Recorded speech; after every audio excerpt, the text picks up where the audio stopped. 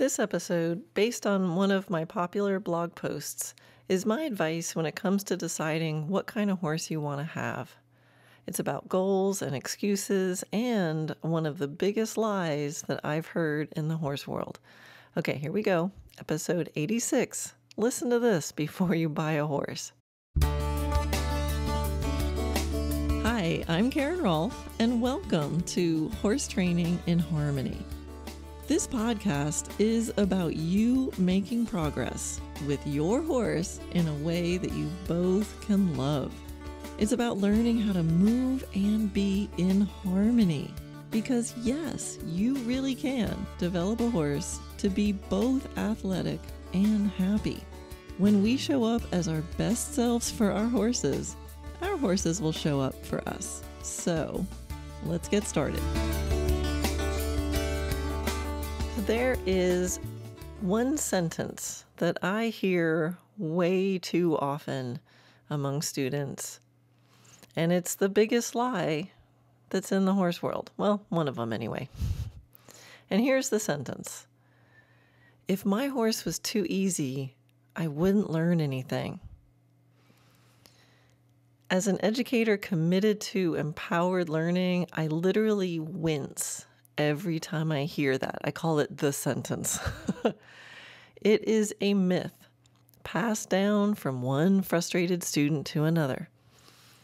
Other students and young riders mistakenly hear it as truth. However, it is not true.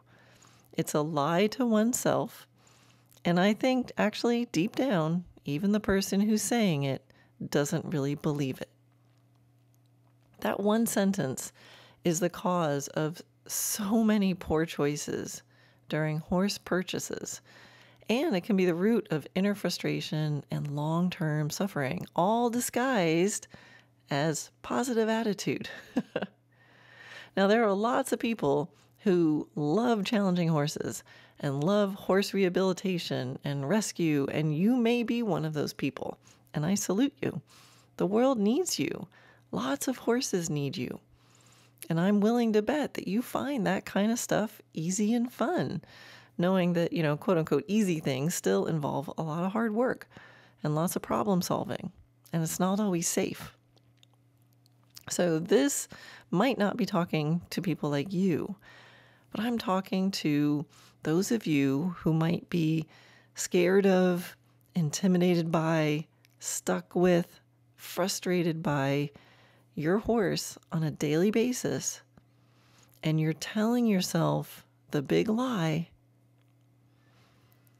and you're telling yourself that it's necessary that you struggle or else you wouldn't be learning anything. So here's the thing. You're always going to be learning something. It's just a matter of what you're going to be learning. So the vast majority of students that I meet would love to go up the levels in their discipline of choice. There is so much to learn beyond the novice levels. And so many students never get the chance because the horse they have is too difficult for them, or it's just bad chemistry. But somehow this idea, this lie that somehow the horse needs to be difficult or learning needs to be difficult, or else, if it's too easy, you're just not learning, that makes things worse.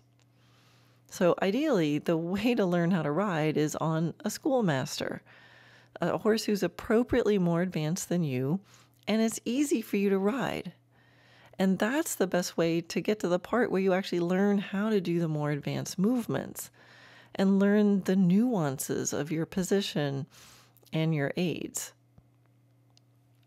So, if a schoolmaster isn't a reality for you, then the next best thing is a horse that you just find easy and fun to ride. The chemistry is good. You just get that good vibe when you're on them. So then you can advance together. Totally possible.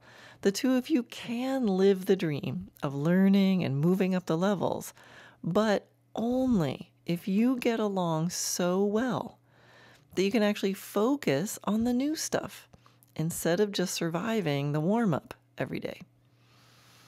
So believe me, doing all the movements of Grand Prix or whatever the upper level of your discipline is and putting it together in a test is hard enough, even on an easy horse. So I promise you, you will have plenty to learn and keep yourself entertained with, even if it seems easy to just saddle up, get on your horse, and go move around and feel safe. So my guess is that riders who actually say, if my horse was too easy, I wouldn't be learning anything, actually deep down you know it's not true.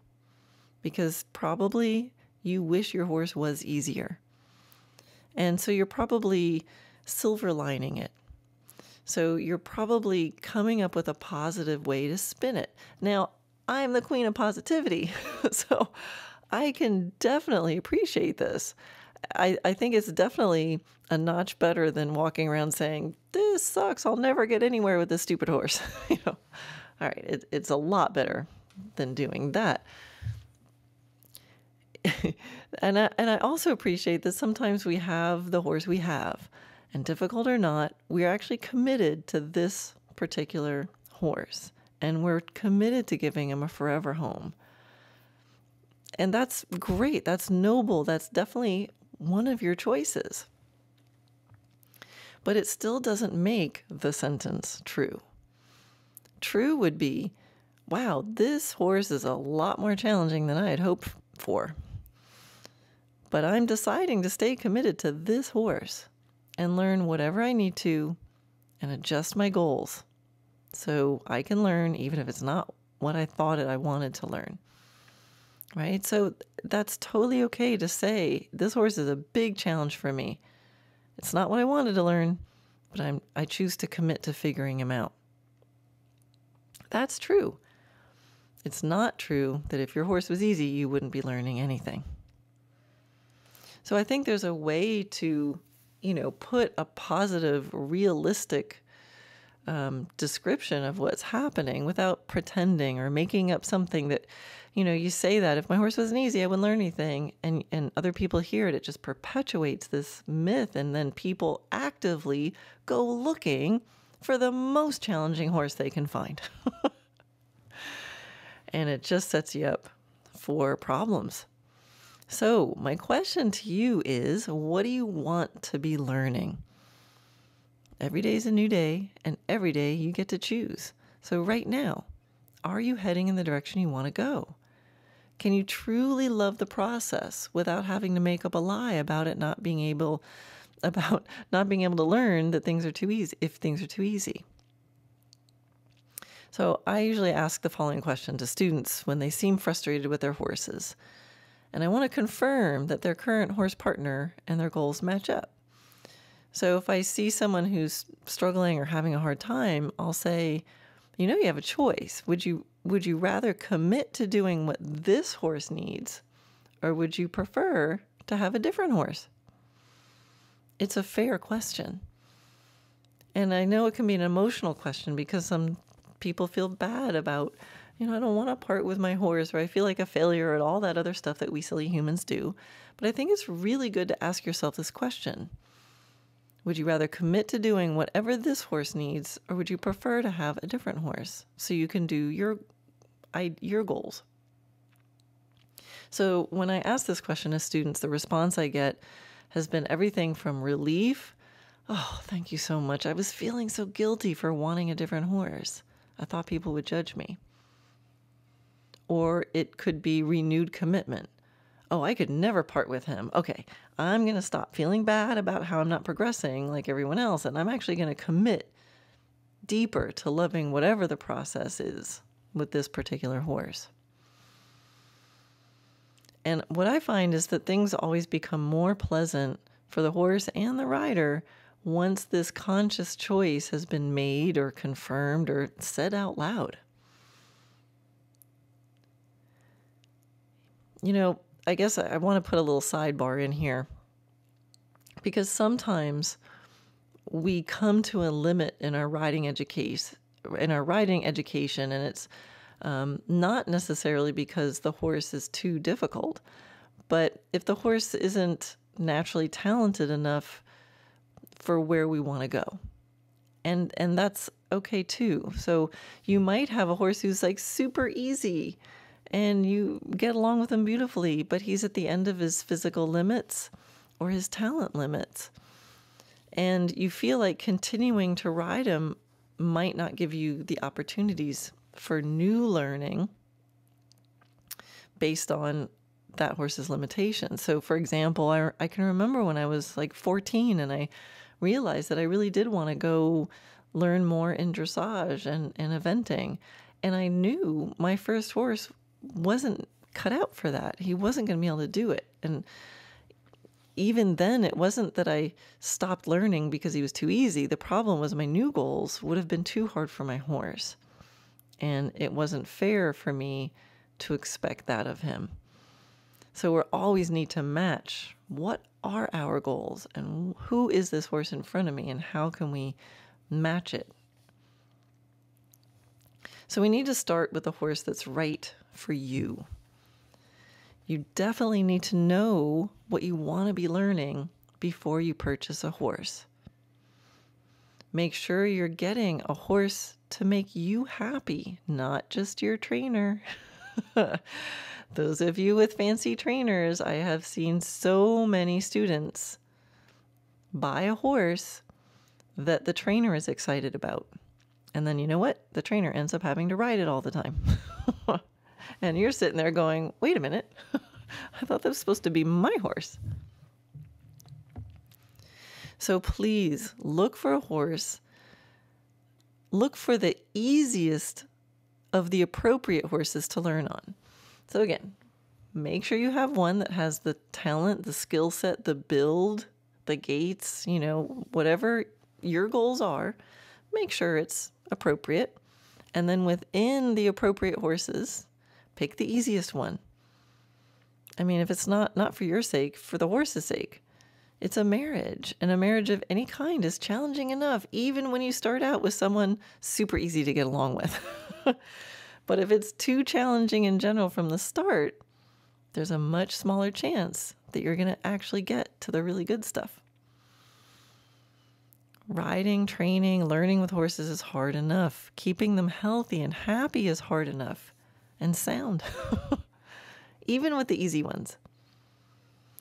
Even top trainers don't go looking for trouble unless the horse is like super, super, super talented. It's just that trainers often have a wider range of what they consider easy. So you might see trainers getting these really challenging horses and going far with them, but maybe they're not challenging for that instructor. You see the horse leaping and bucking, and you're like, oh, wow, that's what super talented horses do. That's what you need if you want to, progress. No, because maybe that trainer's laughing whenever that horse bucks. They don't find it challenging. It looks challenging for you, but maybe not for them. Now, there's something else I need to bring up. You need to beware of self-sabotage. And again, I know I'm not talking to everybody here, but for some of you, be careful if you notice yourself gravitating towards horses that have built-in known problems that would definitely interfere with your specific goals. So I'll give you a really obvious, ridiculous example. Your goal is to move up the levels in dressage, but instead of buying the sweet horse that moves for a 6 and has already gotten scores over 65% with different amateur riders and competitions 2 levels above anything you've ever done, you decide to buy the super cute gaited horse that doesn't know how to trot or canter and has had some trauma in his life and has some behavior problems. Now, yes, you can still learn a lot from that horse, and I have nothing against gaited horses. But you're making it really hard on yourself and your horse to even get to the first levels of dressage. Now, if you did manage to accomplish upper levels on that horse, then you'll be a hero and, you'll get the accolades. But the chances are small. Any success you're going to have is always qualified with like, considering he's this, that's pretty good for you.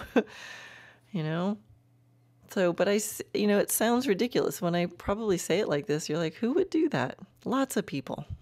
Lots of people do the equivalent of that. We all will have challenges that we overcome.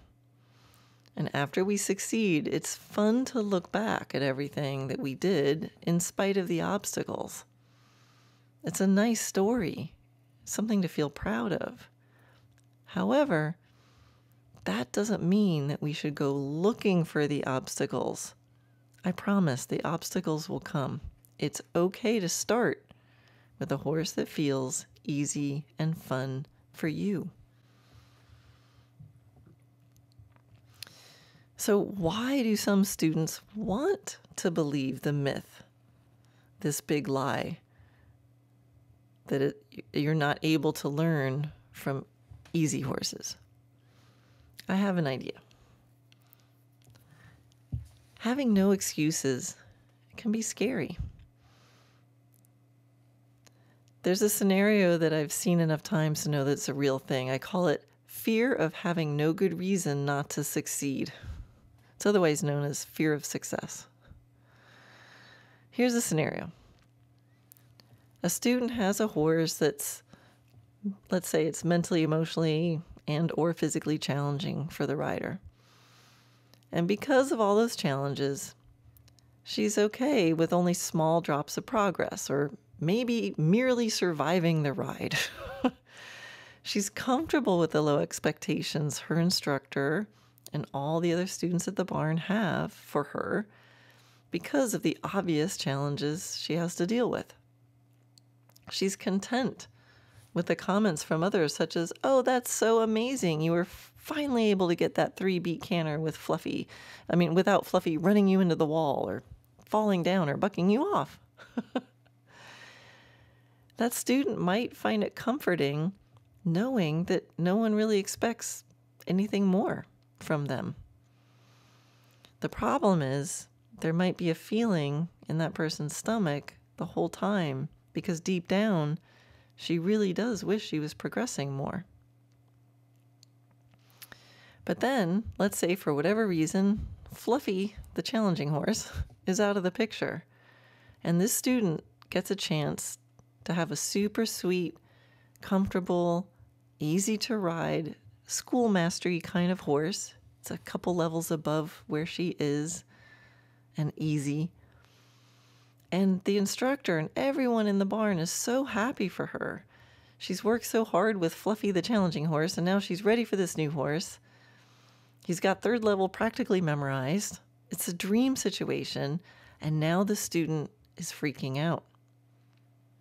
She's kind of frozen because now she feels the pressure. With a horse like this, if things don't go well, whose fault could it be except her own? The built-in excuse is gone. Now, I know this might be touching a little bit of a nerve with some people, and I apologize, sort of. I think we all need to hear this. It's a human condition. It can feel safe to hide behind excuses. So we need to hear this because I have seen students self-sabotage or go down endless roads of invented problems of saddle fitting hell or sudden lack of time to ride, or, simply to avoid being in the vulnerable position of learning to advance one's riding skills on an easy horse. And that's a shame. It's okay to try and have an easy horse and to still, need to learn. That's okay. There's been so many people that I recommend, like, you need a schoolmaster. And they'll say something like, well, no, but I really like training. I want to train it. Yeah, we all want the dream of going from, the black stallion on the beach to winning the Olympics. We all have that dream. But the reality is, even if you get a trained horse that's easy and fun to ride, Upper levels is hard. It's hard enough to maintain the training on a horse. If you buy a more educated horse and you're able to maintain that training, that is something to be proud of.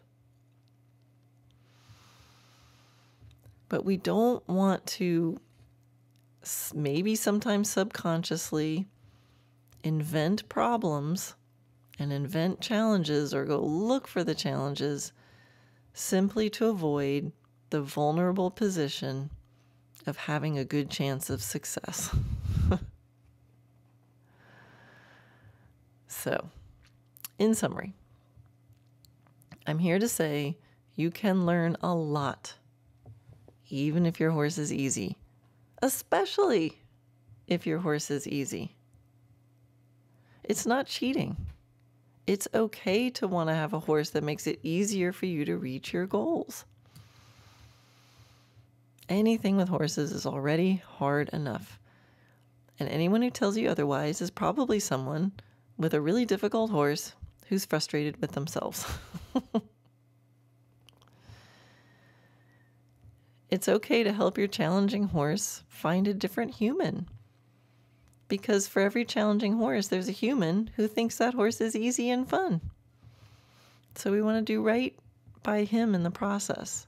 Every horse deserves to have a happy life and to be adored and to have fun. And it's okay to accept the challenge of your difficult horse if you fully align your goals with your reality and have the right attitude, and you can be successful by whatever the definition of success is for you. So by making a conscious choice, you'll still learn a lot, and you and your horse can be happy together. But you've got to make that choice 100%. So whatever your choice, let's go all in and let's make some progress. Whether you need to improve the relationship you have with your horse or find a way to work with him instead of against him, or maybe you need to find a different job description for you and your horse to do so that he can be successful and you can feel safe. Or if you need to prepare him to be someone else's horse, there's always something that you can do to make things better.